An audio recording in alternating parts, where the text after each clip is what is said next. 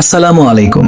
সিনেলাইট action থেকে Korean movie ডোরলকের কাহিনী নিয়ে আপনাদের সামনে হাজির হয়েছি। কাহিনী শুরুর দিকে নমি নামের একটি মেয়েকে দেখানো হয়। সে একটি অ্যাপার্টমেন্টে একা থাকে এবং কাজ শেষে অ্যাপার্টমেন্টে আসে। যখন সে তার দরজার লক খোলে তখন সে দেখতে পায় যে তার বাসায় কারেন্ট নেই। তাই সে ফোনের টর্চ দিয়ে চারপাশে দেখতে থাকে। সে দেখে যে তার ঘরে সবকিছু অগোছালো হয়ে পড়ে আছে। তার সন্দেহ হতে থাকে তার ঘরের ভিতরে কেউ লুকিয়ে রয়েছে এবং সে দেখতে পায় যে তার আলমারি খোলা। তাই সে আলমারির দিকে যায় এবং ঝুঁকে দেখতে থাকে কেউ আলমারির মধ্যে লুকিয়ে রয়েছে কিনা। আচমকা একজন মিস্ট্রিয়াস পার্সন তাকে জাপটোটে ধরে। ওই বিল্ডিং এই আবার দেখানো হয় যেখানে নমি থাকে তার নিচেরই এক ফ্লোরে একটি মেয়ে থাকে যার নাম ক্যাং মিন। তাকে একটি ছেলের সাথে শুয়ে থাকতে দেখা যায় আর এই ছেলেরই ঘড়িতে 4টের অ্যালার্ম দেয়া থাকে। এখানে বলে রাখা ভালো যে এই ছেলেকে ঘিরেই এই মুভির মূল রহস্য লুকিয়ে আছে। এই ছেলেটি 4টায় ঘুম থেকে উঠে দুধ দিয়ে নাস্তা করলো এবং এরপর সে সেই রুম থেকে গায়েব হয়ে যায়। কিছুক্ষণ পর আমরা দেখতে পাই ক্যাংমিন ঘুম থেকে উঠে ফ্রেশ হয় এবং নাস্তা করতে কিচেনে যায়। তার মনে হতে থাকে যে দুধের প্যাকেটে দুধের পরিমাণ কিছুটা কম, কিন্তু সে বিষয়টিকে বিশেষ পাত্তা না দিয়ে অফিসের জন্য বের হয়ে যায়। কিন্তু বের হওয়ার সময় ও নোটিশ করে যে কেউ তার দরজার লক খোলার চেষ্টা করেছে। দরজার লকে কারো আঙুলের ছাপ আর লকের কভার উঠানো ছিল। সে একবার পাঞ্চ করে দেখল যে আঙুলের ছাপের জায়গায় দরজার লক খোলে কিনা, কিন্তু দরজা খোলেনি। তাই ক্যাংমিন নিশ্চিত হয়ে অফিসের উদ্দেশ্যে বের হয়ে যায়। ক্যাংমিন একটি ব্যাংকের লোন ডিপার্টমেন্টে কাজ করে আর ওই ব্যাংকেই তার বেস্ট ফ্রেন্ড ইয়াংজি করে। কাজ শেষে যখন ক্যাংমিন বাসায় ফিরে তখন সে জানতে পারে কেউ একজন তার জন্য পার্সেল দিয়ে গেছে। পার্সেল নিয়ে উপরে উঠে ক্যাংমিন লক্ষ্য করে যে কেউ তার দরজার লক খোলার চেষ্টা করেছে আর ক্যাংমিন এই বিষয়ে লক কোম্পানির কাছে কমপ্লেন করে। এরপর সে ঘুমাতে চলে যায়। রাতে হঠাৎ করে একটি আওয়াজে তার ঘুম ভেঙে যায়। সে উঠে দেখতে পায় কেউ তার দরজা খোলার চেষ্টা করছে। ক্যাংমিন ধীরে ধীরে দরজার আইহোল দিয়ে দেখে বাহিরে কেউ আছে কিনা। কাউকে দেখতে না পেয়ে দরজা খুলে বের হয়ে দেখে যে একটি সিগারেটের টুকরা পড়ে আছে। তার মানে যে আসলেই কেউ তার দরজা খোলার চেষ্টা করেছে। সে পুলিশকে খবর দেয়। পুলিশ এসে সবকিছু দেখে বলে এই বিল্ডিংরই কেউ নেশা করে আপনার পোনার ফ্ল্যাটকে নিজের ফ্ল্যাট ভেবে দরজা খোলার চেষ্টা করেছে। এসব বলে পুলিশ চলে যায়। এরপরে দেখা যায় মধ্যরাতে ক্যাংমিন ঘরের বাথরুমের দরজা খুলে যায়, ওয়াশরুমের দরজা খুলে যায় এবং সেখান থেকে একটি ছেলে বের হয়। বের হয়ে সে ক্যাংমিনের পাশে বসে এবং তার মাথায় হাত বোলাতে থাকে। সকালবেলা ক্যাংমিনের মাথা ঘুরতে থাকে। তার এটা ইদানিং হতে থাকে, কিন্তু এর পিছনের কারণ সে জানত না। আজকে যখন ক্যাংমিন অফিসে বসেছিল তখন একজন কাস্টমার তার সামনে এসে বসলো যার নাম ডংলিং। ডংলিং ক্যাংমিনকে বলে যে সে একটি সেভিংস অ্যাকাউন্ট খুলতে চায়। তখন ক্যাংমিন তাকে জিজ্ঞেস করে যে সে কি কাজ করে। ডংলিং তখন তাকে বলে যে আমি একজন কার্পেন্টার। ক্যাংমিন তখন ডংলিনকে বলে যে আপনি সেভিংস অ্যাকাউন্ট না খুলে কারেন্ট অ্যাকাউন্ট খুললে সেখানে আপনি বেশি সুবিধা পাবেন। তখন ডংলিন ক্যাংমিনকে জিজ্ঞেস করে যদি আমি কারেন্ট অ্যাকাউন্ট খুলি তাহলে কি তুমি আমার সাথে কফি ডেটে যাবে? তখন ক্যাংমিন জানায় যে তার সময় হবে না। ডংলিন ক্যাংমিনের এর উপরে ক্ষেপে যায়। এই নিয়ে ডংলিন ব্যাংকের ভিতর হইচই শুরু করে দেয়। তখন ম্যানেজার এসে গার্ডকে দিয়ে ডংলিনকে বের করে দেয়। অফিস শেষ হওয়ার পরে ক্যাংমিন যখন তার অ্যাপার্টমেন্টে ফিরে এবং রাতে শোয়ার সময় সে ভাবতে থাকে যদি কেউ তার ঘরের দরজা আবার খোলার চেষ্টা করে তাহলে সে কি করবে। রাতে যখন ক্যাংমিন ঘুমিয়ে পড়ে মিস্ট্রিয়াস ছেলেটি খাটের নিচ থেকে বের হয়ে আসে এবং তার হাতের ক্লোরোফর দিয়ে ক্যাংমিনকে বেহুশ করে দেয়। ছেলেটি তার ঘড়িতে 4টের অ্যালার্ম দিয়ে মেয়েটির পাশে শুয়ে পড়ে। ভাবুন তো, মেয়েটি জানেও না যে তার পাশে একজন এভাবে রোজ রাতে এসে শুয়ে থাকে। পরের দিন ক্যাংমিনের অফিসে কাজের চাপ বেশি থাকার কারণে ক্যাংমিনের অফিস থেকে বের হতে দেরি হয়ে যায়। ক্যাংমিন বাসায় যাওয়ার জন্য বাস স্টপে অপেক্ষা করতে থাকে, কিন্তু ওই সময় ডংলিং ওখানে উপস্থিত হয়। সে ওখানে ক্যাংমিনকে কফি খাওয়ার জন্য জোড়াজুড়িজি করতে থাকে। ঠিক ওই সময় ব্যাংক ম্যানেজার কিম ওখানে এসে পড়ে। তখন সে ডংলিংকে বলে যদি সে ক্যাংমিনকে আবার বিরক্ত করে তাহলে তার জন্য খারাপ হবে। কিম তার গাড়িতে করে ক্যাংমিনকে তার বিল্ডিংয়ের সামনে নামিয়ে দেয়। যখন তার অ্যাপার্টমেন্টের সামনে আসে তখন দেখে যে তার অ্যাপার্টমেন্টের কারেন্ট চলে গেছে। দরজার বাহিরে হঠাৎ করে কিমকে দেখতে পায়। আসলে ক্যাংমিন তার পার্স কিমের গাড়িতে ফেলে আসে। সে সেটা দিতে উপরে আসে। তখন সে ক্যাংমিনকে সাহায্য করার জন্য কারেন্টের মিটার চেক করতে যায় এবং কারেন্ট চলে আসে। এরপর কিং বলে যে সে তার ওয়াশরুমটা ইউজ করতে চায়।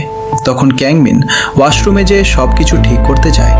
তখন সে নোটিশ করে যে টয়লেটের কমোডের সিটের কভার খোলা ছিল, কিন্তু ক্যাংমিন অফিসে যাওয়ার আগে সিটের কভার নামিয়ে রেখে গিয়েছিল। এর মানে ক্যাংমিন অফিসে চলে যাওয়ার পরে কেউ হয়তো তার ওয়াশরুম ইউজ করেছিল। ক্যাংমিন সন্দেহ হতে থাকে যে কিম তো কখনো তার বাসায় আসেনি, তাহলে সে কিভাবে ক্যাংমিনের অ্যাপার্টমেন্টে এত সহজে কিভাবে চলে আসলো।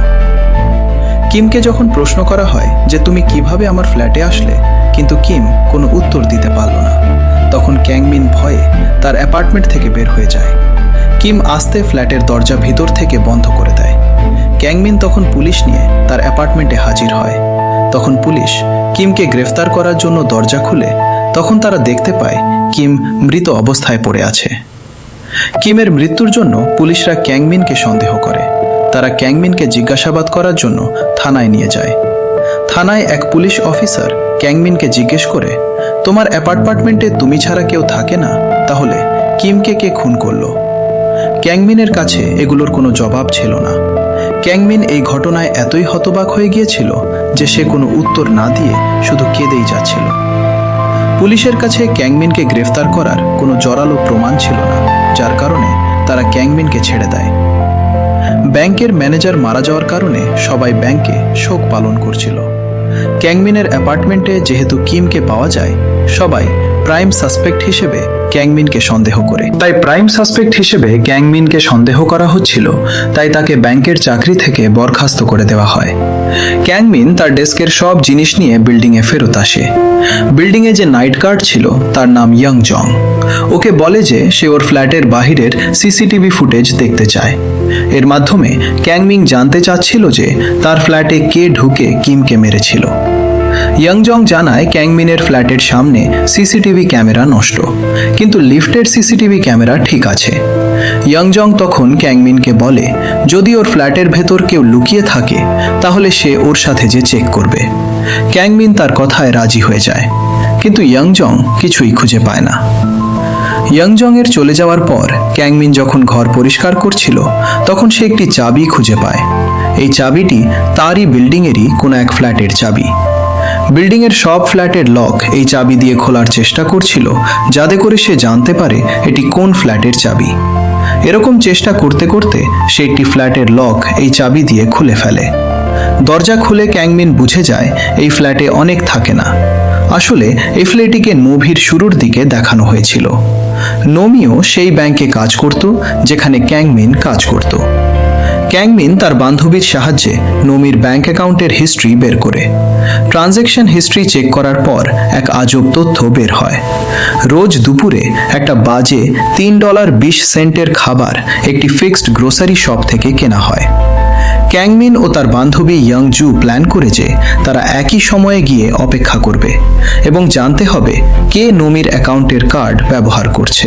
তারা দুজন তখন ওই শপে গিয়ে অপেক্ষা করে এবং দেখতে পায় একটি মেয়ে ক্যাশ কাউন্টারে গিয়ে $3.20 বিল বানাচ্ছিল, কিন্তু তারা দেখে যে মেয়েটির নোমি নয়। তাদের সন্দেহ হয় এবং তারা মেয়েটির পিছু নেয়। কিছু দূর যাওয়ার পর তারা দুজন আলাদাভাবে মেয়েটির পিছু নেয়। ক্যাংমিন কিছু দূর যাওয়ার পর দেখতে পায় একটি বিড়াল খালি প্যাকেটের খাবার খাচ্ছিল। এই খাবারের প্যাকেটটি সেই গ্রোসারি শপের। বিড়ালটি একটি ঘরের ভিতরে ঢুকে পড়ে এবং কৌতূহলবশত ক্যাংমিন ঘরে ঢুকে যায়। ক্যাংমিন ঘরের বাহিরে এই রকমের অনেকগুলো খাবারের প্যাকেট দেখতে পায়। দরজাটি বন্ধ থাকে তখন ক্যাংমিন বুদ্ধি করে ওর ফ্ল্যাটের লকের উপর নাম্বারের যে ছাপ ছিল সেই অনুযায়ী নাম্বারগুলো ওই লকের মধ্যে ডায়াল করে এবং দরজাটি খুলে যায়। ভয়ে ভয়ে ভেতরে ঢুকে দেখতে পায় যে নোমি বাধা অবস্থায় শুয়ে আছে। তখন ইয়াংজুকে কল করে, কিন্তু ইয়াংজু তখন মেয়েটির পিছু নিয়ে মেয়েটিকে ধরে এবং মেয়েটিকে জিজ্ঞেস করে নোমি কোথায়। মেয়েটি তখন জানায় সে নোমি নামের কাউকে চেনে না।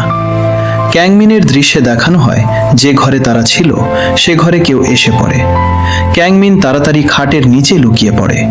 লোকটি ঘরে ঢুকে নমিকে ইঞ্জেকশন পুশ করে এবং নমিকে বলতে থাকে, এরপর আমি তোমার বিল্ডিংয়ের উপরের ফ্লোরে থাকা মেয়েটিকে কিডন্যাপ করব। লোকটি ক্যাংমিনের কথা বলছিল। লোকটির কথাবার্তা এটাও জানা যায় যে লোকটির নমির দুটি পা কেটে ফেলেছিল, যেন নমি এই ঘর থেকে পালাতে না পারে। এর মাধ্যমে বোঝা যায় যে এই লোকটিই হচ্ছে আসল অপরাধী। অবস্থা বুঝে ক্যাংমিন বাহিরে বের হয় আর সে দেখতে পায় যে লোকটি একটি ধারালো অস্ত্র দিয়ে তুমি দুইটি হাত কাটতে যাচ্ছিল। ক্যামিন খুব ভয় পেয়ে যায় এবং পালাতে চেষ্টা করে, কিন্তু তখনই লোকটি তার পিছনে চলে আসে। কিন্তু ক্যামিন জলদি করে দরজা খুলে পালিয়ে যায়। লোকটিও তার পিছু নেয়। লোকটি তার মুখে মাস্ক পরেছিল, যার কারণে ক্যামিন তার চেহারা ঘরের মধ্যে দেখতে পায়নি। ক্যামিন একটি দোকানে লুকিয়ে পড়ে, কিন্তু লোকটি যখন দোকানের শাটার খুলতে যাবে তখন ইয়াংজু লোকটিকে জাপটে ধরে। এর মধ্যে পুলিশও চলে আসে, কিন্তু লোকটি পালিয়ে যেতে সফল হয়। পুলিশ তখন ক্যামিনকে জিজ্ঞাসা করে সে কি লোকটির চেহারা দেখতে পেয়েছিল, কিন্তু ক্যামিন জানায় যে সে দেখতে পায়নি। কিন্তু এতে সে একটি জিনিস খেয়াল করেছিল, লোকটি পুরনো আমলের একটি ঘড়ি পড়েছিল। এদিকে পুলিশ এখনো প্রকৃত অপরাধীকে খুঁজে বের করতে পারেনি। ঠিক সেই সময় পুলিশ একটি বাড়ির বাইরে একটি কাটা হাত খুঁজে পায়। এরপর ক্যাংমিনের অভিযোগ এবং সিসিটিভি ফুটেজের ভিত্তিতে পুলিশ ডংলিনকে গ্রেপ্তার করে। ডংলিনের কাছ থেকেও একটি পুরনো আমলের হাত ঘড়ি পাওয়া যায়, ঠিক সেই ঘড়ির মতোই যা ক্যাংমিন হত্যাকারীর হাতে দেখেছিল। কিন্তু ডংলিন বলে যে এ ব্যাপারে সে কিছুই জানে না। সে শুধু ক্যাংমিনের পিছু নিয়েছিল কারণ ক্যাংমিন তার সঙ্গে কফি ডেটে যেতে রাজি হয়নি। অন্যদিকে ক্যাংমিন সেই পুরনো অ্যাপার্টমেন্ট ছেড়ে অন্য একটি নতুন বাসায় চলে যায়। ডংলিনের বিরুদ্ধে কোনো শক্ত প্রমাণ না থাকায় পুলিশ তাকে ছেড়ে দিতে বাধ্য হয়। মুক্তি পাওয়ার পর ডংলিন সরাসরি সেই ভবনে যায় যেখানে আগে ক্যাংমিন থাকত। সেখানে সে নিরাপত্তারক্ষীর কাছ থেকে ক্যাংমিনের নতুন ঠিকানা জেনে নেয়। অন্যদিকে নতুন ফ্ল্যাটে উঠে যাওয়ার পর ক্যাংমিন একটি পার্সেল পায়। পার্সেলের ভেতরে একটি ফোন ছিল। সেই ফোন ব্যবহার করে হত্যাকারী ক্যাংমিনকে ইয়াংজুর বাড়ি থেকে একটি ভিডিও কল করে। সেই সময় ইয়াংজু বুঝতেই পারেনি যে খুনি তার বাড়ির ভেতরেই লুকিয়ে রয়েছে। হত্যাকারী ইয়াংজুকে মারতে ওর ফ্ল্যাটে লুকিয়েছিল সেই ভিডিওটি দেখে ক্যাংমিন ভীষণ ভয় পেয়ে যায় এবং দ্রুত ইয়াংজুর বাড়ির দিকে রওনা দেয়। তাড়াহুড়োর মধ্যে সে নিজের ফ্ল্যাটের দরজা ঠিকমতো বন্ধ করতে ভুলে যায়। ক্যাংমিন দ্রুত ইয়াংজুর ফ্ল্যাটে পৌঁছে যায়। সে দরজা খোলার চেষ্টা করছিল, কিন্তু হঠাৎ ডংলিন সেখানে এসে হাজির হয়। এরপর তাদের মধ্যে ধস্তাধস্তি শুরু হয়ে যায়। ঠিক সেই সময় পুলিশ কর্মকর্তা জোশুয়া সেখানে এসে ডংলিনকে আটক করে। আসলে পুলিশ ডংলিনকে ছেড়ে দেওয়ার পর থেকেই তার উপর নজর রাখছিল। এরপর ক্যাংমিন এবং পুলিশ কর্মকর্তা জোশুয়া ইয়াংজুর ফ্ল্যাটে প্রবেশ করে। সেখানে গিয়ে তারা দেখে ইয়াংজু অচেতন অবস্থায় পড়ে আছে। এদিকে অন্য দৃশ্যে ক্যাংমিনের নতুন ফ্ল্যাটটি দেখানো হয়। তখন দেখা যায় সেই রহস্যময় ব্যক্তি ইতিমধ্যেই তার ফ্ল্যাটে ঢুকে পড়েছে। খুনি চলে যাওয়ার আগে ফ্ল্যাটের চাবিটি আগের জায়গায় মিনকে জানায় যে ভিডিও কলে সে যা দেখেছিল তা আসলে সফটওয়্যারের সাহায্যে তৈরি করা একটি ভুয়া ভিডিও ছিল। কিছুক্ষণ পরে ইয়নজু ক্যাংমিনকে বলে, হাসপাতালে বসে থাকার বদলে তুমি বাড়ি চলে যাও, তুমি খুব ক্লান্ত, একটু বিশ্রাম করো। ক্যাংমিন বাড়ি ফিরে আসে। তার হাতে ছিল একটি পেঙ্গুইন ক্যামেরা যা পুলিশ কর্মকর্তা জোশুয়া তাকে দিয়েছিল। সে ক্যামেরাটি নিজের ঘরে রেখে বাজার করতে একটি দোকানে যায়। সেখানে তার দেখা হয় পুরনো বিল্ডিংয়ের নিরাপত্তারক্ষী ইয়ন ইয়াং এর সঙ্গে। এই সেই লোক যে আগে ক্যাংমিনকে সিসিটিভি ফুটেজ দেখিয়েছিল। ইয়ন ইয়াং ক্যাংমিনের সঙ্গে কথা বলার অনেক চেষ্টা করে, কিন্তু ক্যাংমিন তার কথায় তেমন আগ্রহ দেখায়নি। তাই সে দ্রুত নিজের কেনাকাটা শেষ করে সেখান থেকে চলে যাওয়ার প্রস্তুতি নিচ্ছিল। ঠিক তখনই সে লক্ষ্য করল যে লোকটি ক্যাশ কাউন্টারে $3.20 বিল পরিশোধ করছে এবং সেই একই খাবার কিনছে যা আগে রহস্যময় বাড়িটির বাইরে পাওয়া গিয়েছিল। এমনকি সেই লোকটির হাতেও একটি পুরনো ধরনের ঘড়ি ছিল, ঠিক যেমনটি ক্যাংমিন সেই রহস্যময় ব্যক্তির হাতে দেখেছিল। এরপর ক্যাংমিন নিজের ফ্ল্যাটে ফিরে আসে। ঠিক তখনই জোশুয়া তাকে ফোন করে জানায় যে ডংলিনকে হত্যা করা হয়েছে। এর অর্থ হলো ডংলিন আসল অপরাধী ছিল না, প্রকৃত অপরাধী অন্য কেউ। ক্যাংমিন হঠাৎ দেখতে পেল সেই খাবারের একটি প্যাকেট তার ঘরেও রয়েছে, কিন্তু সে তো এই খাবার কেনেনি। তাহলে এটি এখানে এলো কিভাবে? এরপর সে নিজের সিসিটিভি ফুটেজ পরীক্ষা করে। ফুটেজে দেখা যায় যে লোকটির সঙ্গে কিছুক্ষণ আগে তার দোকানে দেখা হয়েছিল সে তার ফ্ল্যাটে ঢুকেছে। আরও ভয়ঙ্কর বিষয় হলো সে তখন ক্যাংমিনের বিছানার নিচে লুকিয়েছিল। এই দৃশ্য দেখে ক্যাংমিন ভয়ে কাঁপতে শুরু করে, আর সম্ভবত বিছানার নিচে লুকিয়ে থাকা লোকটিও বুঝতে পারে যে ক্যাংমিন সব জেনে গেছে।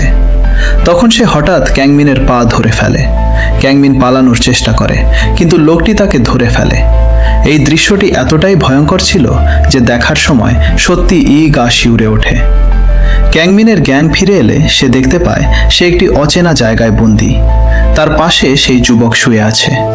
লোকটি ক্যাংমিনকে বলে যে সে তাকে খুব ভালোবাসে, কিন্তু সে শুধু একজন সাধারণ নিরাপত্তারক্ষী হওয়ায় ক্যাংমিন কখনো তাকে গুরুত্ব দেয়নি। সুযোগ পেয়ে ক্যাংমিন লোকটির হাতে কামড় দিয়ে পালানোর চেষ্টা করে, কিন্তু চারদিকে তাকিয়ে সে বুঝতে পারে পালানোর কোনো পথ নেই। এদিকে পুলিশ কর্মকর্তা জোশুয়ার কাছে খবর আসে যে ব্যাংক ম্যানেজার কিমের মৃত্যুর পর ভবনের এক নিরাপত্তারক্ষী চাকরি ছেড়ে দিয়েছে। জানা যায় সে এখন নাকি একটি হোটেলে কাজ করে, কিন্তু সেই হোটেলটি অনেকদিন ধরেই বন্ধ ছিল। সন্দেহ হওয়ায় জোশুয়া সেই হোটেলের ঠিকানায় যায়। আসলে ওই পরিত্যক্ত হোটেলেই ক্যাংমিনকে বন্দি করে রাখা হয়েছিল। হোটেলের ভেতরে ঢুকে জোশুয়া ক্যাংমিনের চিৎকার শুনতে পায়, কিন্তু ঠিক তখনই পিছন থেকে সেই নিরাপত্তারক্ষী তার উপর আক্রমণ করে। এরপর জোশুয়া এবং ইয়ং এর মধ্যে ভয়ঙ্কর সংঘর্ষ শুরু হয়, কিন্তু ইয়ং এর কাছে অস্ত্র ছিল, তাই সে জোশুয়াকে হত্যা করতে সক্ষম হয়। এরপর ইয়ং ক্যাংমিনকে ধরতে গেলে একটি বড় আলমারি তাদের উপর পড়ে যায়। একটি পেরেক ইয়ং এর হাতে ঢুকে যায় এবং দুজনই আলমারির ভেতরে আটকা পড়ে। সেখানেও তাদের মধ্যে ধস্তাধস্তি চলতে থাকে। এক পর্যায়ে ক্যাংমিন ইয়ংকে জোরে ধাক্কা দেয়, ফলে ইয়ং এর মাথা একটি পেরেকের উপর গিয়ে আঘাত করে এবং ঘটনাস্থলেই তার মৃত্যু হয়। পরে দেখা যায় ক্যাংমিনের বিরুদ্ধে কোনো আইনি ব্যবস্থা নেওয়া হয়নি, কারণ সে আত্মরক্ষার জন্যই এই কাজ করেছিল। ক্যাংমিন আবার অ্যাপার্টমেন্ট বদলে ফেলে। এভাবেই গল্পের সমাপ্তি ঘটে। ভিডিওটি আপনাদের কেমন লেগেছে কমেন্ট করে জানাতে ভুলবেন না, আর ভিডিওটি ভালো লাগলে চ্যানেলটি সাবস্ক্রাইব করবেন। ধন্যবাদ সবাইকে পাশে থাকার জন্য।